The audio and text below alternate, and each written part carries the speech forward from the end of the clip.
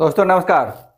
दोस्तों, यदि आप दूध का बिजनेस कर रहे हैं या दूध का बिजनेस करने वाले हैं, डेयरी खोलने वाले हैं, गांव में कलेक्शन सेंटर खोलने वाले हैं, तो इस वीडियो को ज़रूर देखिए, क्योंकि हम 15 ऐसे जगहों का नाम बताएंगे जहां पे आप दूध सप्लाई कर सकते हैं। और ये वीडियो आपके लिए बहुत मददगार साबित होगा, क्योंकि सबसे मेन चीज़ होता है किसी भी बिजनेस में कि हम बिजनेस करते हैं तो सबसे मेन चीज़ होता है सेल। यदि सेल नहीं बढ़ेगा तो आपका इनकम घटेगा। जब इनकम घटेगा तो आपके बिजनेस पर इम्पेक्ट आएगा और बिजनेस बाद में बंद हो जाएगा। तो कोई भी किसी भी बिजनेस में सक्सेस का मेन फार्मूला होता है सेल। सेल जितना बढ़ेगा आपका उत्साह बढ़ेगा, आपका बिजनेस बढ़ेगा, आपके पास पैसा आएगा।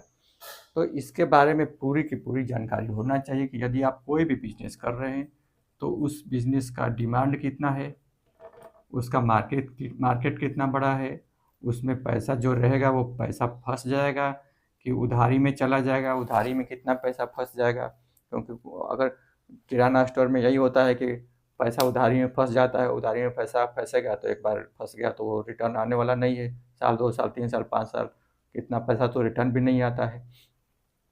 तो आपको ये पता होना चाहिए कि जो भी बिजनेस कर रहे हैं, यदि आप दूध का बिजनेस करने जा रहे हैं तो आपको कहाँ पे सेल करना है, वहाँ पे आपका पैसा फंसने वाला है कि नहीं फंसने वाला है, क्या कंटिन्यू पैसा रिटर्न आ रहा है नहीं आ रहा है। दोस्त, बिजनेस आइडिया जो भी है आप दूध का सिलेक्ट किए हैं वो बहुत अच्छा सिलेक्ट किए हैं और इसको आप कंटिन्यू रखिएगा, क्योंकि इसमें बहुत फ़ायदा है। आपको बेचना कहाँ है? आप जो लोकल डेयरी होता है, गांव में भी होता है, लोकल सिटी में भी होता है, लोकल डेयरी सेंटर पे अमूल का हो, सुधा का हो, वहाँ फैट चेक करते हैं लोग। फैट चेक करके फैट के अनुसार, क्योंकि गाय के दूध का फैट अलग होता है, भैंस के दूध का फैट अलग होता है। भैंस का दूध का फैट 6 से 7% तक हो सकता है, गाय का दूध का फैट 3.5 से 4.5% तक हो सकता है। क्योंकि इसीलिए भैंस का दूध का पैसा ज़्यादा मिलता है और गाय के दूध का पैसा कम मिलता है।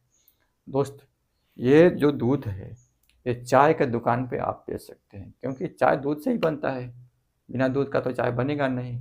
तो चाय के दुकान पे आपका कितना भी दूध है वो खपत हो जाएगा।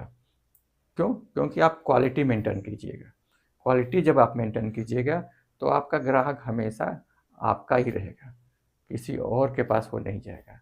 हाँ, हो सकता है कि 1 रुपया 2 रुपया 3 रुपया आपका मार्जिन कम मिलता होगा, लेकिन ये दोस्त ऑलरेडी ये तो जो दूध होता है वो बच्चे ही यूज़ करते हैं ना। यदि आपको देश के बच्चों से प्यार है तो क्वालिटी मेंटेन कीजिए, अगर नहीं प्यार है तो मत मेंटेन कीजिए। और बाद में मत बोलिएगा कि हम देश प्रेमी है, देश प्रेमी है। आप बोलिएगा कि हम पैसा प्रेमी है, पैसा प्रेमी है।